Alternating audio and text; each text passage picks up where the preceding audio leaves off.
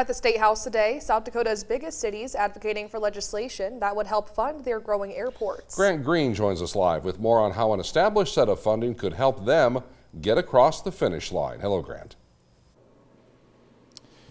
Brian and Kara, when Governor Roden back in December announced his plans to aid in the construction of South Dakota's biggest airports, there was some confliction about his announcement amongst the legislature.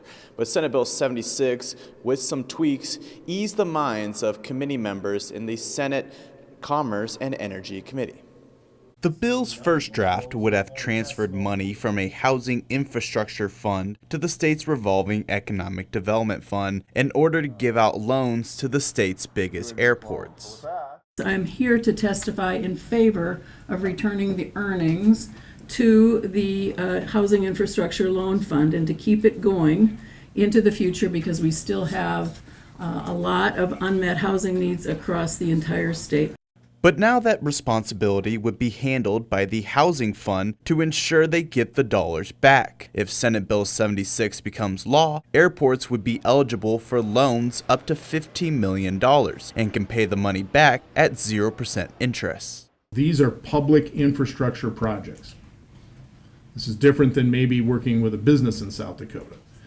And so these are things that benefit the entire state, regardless of who you are, just like roads, bridges, and so forth. The Rapid City and Sioux Falls airports combined help generate billions of dollars annually for the state. But their big expansion projects need state funding, since dollars from the cities and FAA only get them so far.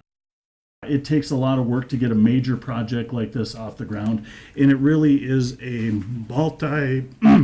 multi-leg stool to build a big project like this. They really want to see partnerships in this. The Sioux Falls and Rapid City airports plan to pay back the loans through parking revenue and passenger facility charges, respectively. For many South Dakota residents, flying is often the most efficient means of traveling, especially for those who live in Rapid City, which is considered the most isolated metro in the lower 48 states. Live in Pierre, Grant Green, Dakota News Now. Grant, thank you.